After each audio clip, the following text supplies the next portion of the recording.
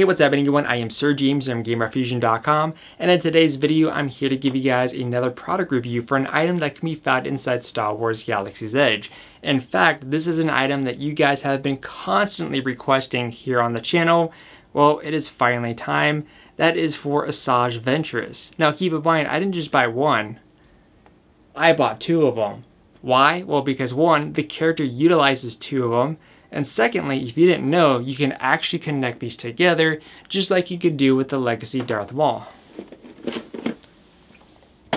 Now to go ahead and go over some basic information is for anyone who's never visited Galaxy's Edge, where exactly do you go to purchase a Legacy Saber? In fact, this, along with all the other ones that might be available at the time, can only be found at Doc Ondar's. There's no online shopping option, so keep that in mind. Secondly is in regards to kyber crystals. Are you able to take these kyber crystals and utilize them with the Legacy Sabers? The answer is no. The kyber crystals will only serve a purpose for the holocrons, or of course the sabers you built from Sabi's workshop. However, don't let that deter you from getting a kyber crystal as a display piece for your Legacy Saber. And of course, next and not least is in regards to how much does this cost and what exactly do you get. This is going to set you back at $130. Each of the different characters have different pricings. Now you're probably going to also ask me in the comment section by now, which is what did they have available from your last visit? Well, as of June 29th, 2019, the only sabers they currently had available at the time of going was Asajj Ventress, Kylo Ren, Darth Maul, Ahsoka Tano, Mace Windu, and the Jedi Temple Guard. Any of the other ones of which I did not mention were completely out of stock, and I have no idea when they're coming back, so please don't ask. So anyways, like I said, this will run you at $130. It does come in this nice crate here. Now, one thing I would highly recommend if you wanted to is to give this a nice little paint job. Now, if you're not good with painting, the simplest thing that you can do is to do a black wash. What that is basically a watered down version of black paint, applying it to the item and wiping it off with a rag, because when you get it into the nooks and crannies, this crate is actually going to pop out in a lot more detail, and I think it's going to look great, especially if you want it as a display piece. Second, of course, you got the symbol on the front here, which acts as a button. By pressing this in, this does open up, thus revealing the lightsaber hilts. And of course, you might be wondering, what about these extra pieces that I talked about, the connector and the tool? Well, after you remove the hilts, which I'm going to go ahead and set this down, you'll notice that there's nothing else inside. However, what you didn't know, you could remove that little housing there, and in the bottom here will be your additional items. I've already removed the plastic covering, but what you'll get in here is of course the adapter. And this is metal, by the way. And of course a tool to remove it. So now that we're done with this, I'm going to go ahead and put this down. And as I mentioned, this is metal. So here we have the Asajj Ventress sabers, and honestly, if you're going to buy one of these, you have to get two by default. I don't care what you say, even if money's short, you do need to get two. Now, as also mentioned, that you don't get any blades with this. If you want blades, they do sell additional blades. They have a 26-inch for $45, and they also have a 36-inch blade for $50. So it's kind of up to you what you want. But in my video, I'm actually going to be utilizing the blades that can be found at Sabi's workshop, only with those. And those are going to be about 31 inches, and plus it's going to work out for my room size. So here we go, we have the Ventress lightsabers here. These things are really cool, and I will say that these do have a nice heftiness to them, and I like how they feel in the hand, especially that nice curve that you get. Let me go ahead and give you a closer look at one of them, and then I'm going to go over some extra details. So here is a closer look. Now, one thing some people might say is that this little screw down here might be off-putting, but you could probably paint that to make it blend in a bit more.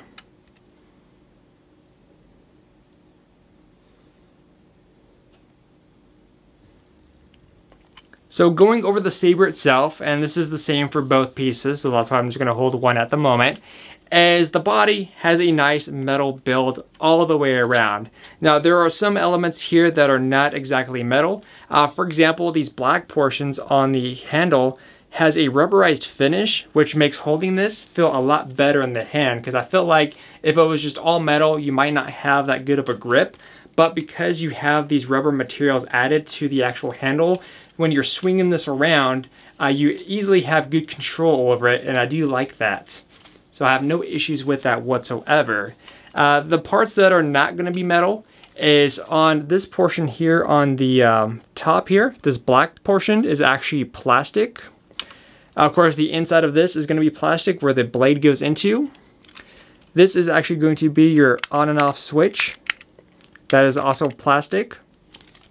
And of course, the cover tech, which is what's going to be utilized with your lightsaber belts. In fact, let me go ahead and mention the cover tech, because when you get it out of the box, the cover tech is actually going to be located on the same side. But you'll notice here that the cover tech is actually on the opposite. One thing that you can do, which I would highly recommend you do so, especially if you're going to utilize it with a belt clip, is you could actually unscrew the cover tech and you could swap it over to the other side, which is great because I was concerned about that. So that way when you have it hanging on your belt, you could have it hanging like so, and of course off to the sides, which is awesome.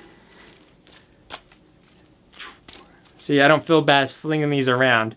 Also too, do keep in mind that before you could insert a blade, there's actually a little black plug in here. You must remove that before inserting a blade. And figured what we're going to go ahead and do, because I'm just kind of winging it as the video goes along, is I'm going to go ahead and ignite both of these by themselves. Then we're going to get to the point where we are going to connect it, but I wanted to let you guys listen to the sound, see how it looks lit up, and pretty much go from there. So as stated, I have blades here, and these blades are from Savi's workshop. All you have to do is connect the pieces like they're supposed to. So which means you gotta look for the big and small slot. So by the way, you know it's working because you do get sound effects. These do include batteries inside, which by the way, if you remove this, which you do need to use the tool to do so, you can't just unscrew it by hand, is these will utilize 3 AAA batteries, by the way. So once you connect the blade, you do get a sound effect. And of course, just like before, if you try to flick the switch, nothing happens. You don't get that default boot up sound like you do with Savi's workshop. So that's in here. And that's in here. So you can go ahead and light these up.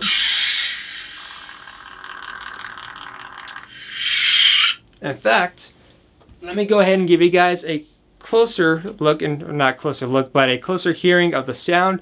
And then I'm going to go ahead and dim these lights to kind of give you a better idea. So let's go ahead and ignite this.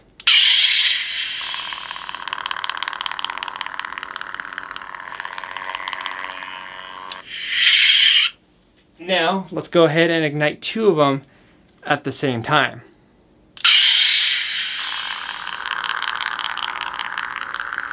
These sound really, really cool.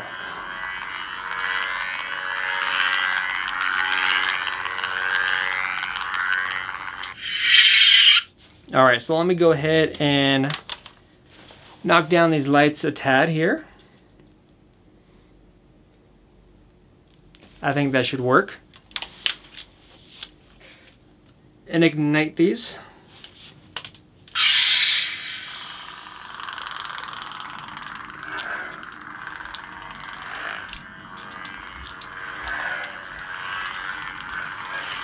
So I've never really utilized 2 sabers in the hand, so I'm not going to be skillful if you guys were kind of hoping for something interesting.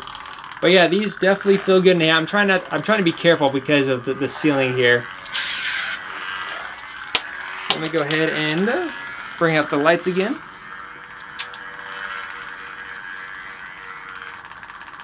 I know what you guys are thinking. I just cut my hand off right now, or my fingers right here. Like I say, these are great. Oop. So that's how they sound and that's how they look. So I think the next best thing to do before we get into it is of course connecting them. However, you guys might be wondering, what about the blade? Oop. that's kind of easy to trigger right there, is what about the blade? How does it feel inside here? Does it feel loose? Does it feel tight? And I will say,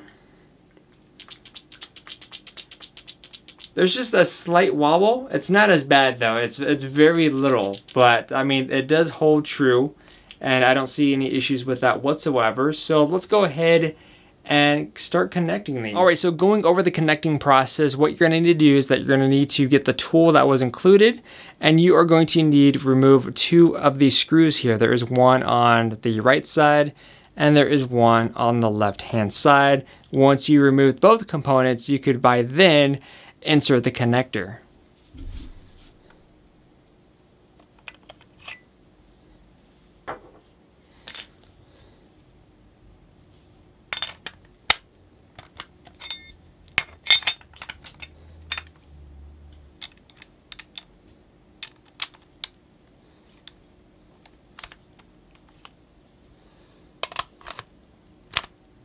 Alright, so after you've gotten done through the process of removing the screws, removing the end caps, and of course installing the connector piece, the end result will get you this. So this thing is pretty sick looking. And once you have these together, you do have a lot more of extra weight added to this. So you could easily fling this around and whatever crazy things you do. I'm not skilled at utilizing a weapon like this, just a fair warning.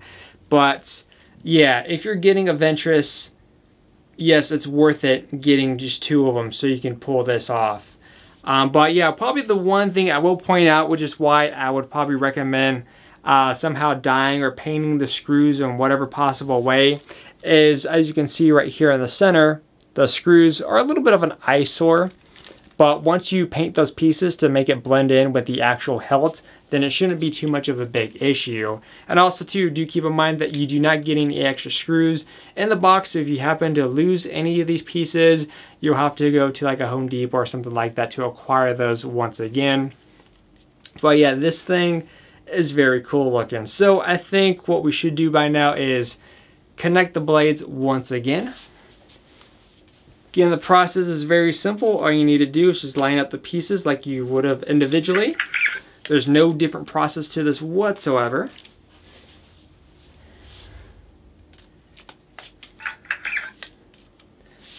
And of course, once you are ready to go, got too trigger happy. Let's go ahead and tune down the lights once again. And once you are ready to go, you are ready to ignite. It's gonna be hard to like feature this. I might do something outside. I already hit the wall, but this thing, this is pretty cool. Like, I'll probably just record something outside because it's dark enough and I can't get everything in the frame here. So let me go ahead and get back closer to you guys. Alright, so once the added content starts playing for you guys, basically it comes down to the end result. What do I think of the Asajj Ventress Legacy Sabers? Which I'm going to need to remove this before I knock my TV over here. So in the end, is the Asajj Ventress Legacy Lightsaber worth it? In my opinion, yes. You know, once you take care of the eyesore for these screws here by repainting them, then this is going to look amazing on the shelf to have on display. And if you could still utilize this with the cover tech, you can do so. But it's a bit of a pain, and it's not like the most secure thing because it fits loosely, and because you have all that weight sitting on you on the one side, it's not ideal having these connected and to have it attached to your belt. Your best method is having these in a single form and then this connecting them to your belt. But other than that, again, this is a pretty sick lightsaber, and I could see why you guys wanted to see this. But out of 10 stars, I would easily give this a 10 out of 10. The pricing is good. Do keep in mind that you do need to buy the blades, and it just either for a display piece or something that you want to fool around or to have with a cosplay, you can't go wrong with this option. But until then, I am SirJames from GamerFusion.com. On my next video, we're going to be taking a look at the Jedi Temple Guard mask. Until then, I'll see you guys on the next video. As for me, I'm going to hunt down some Jedi.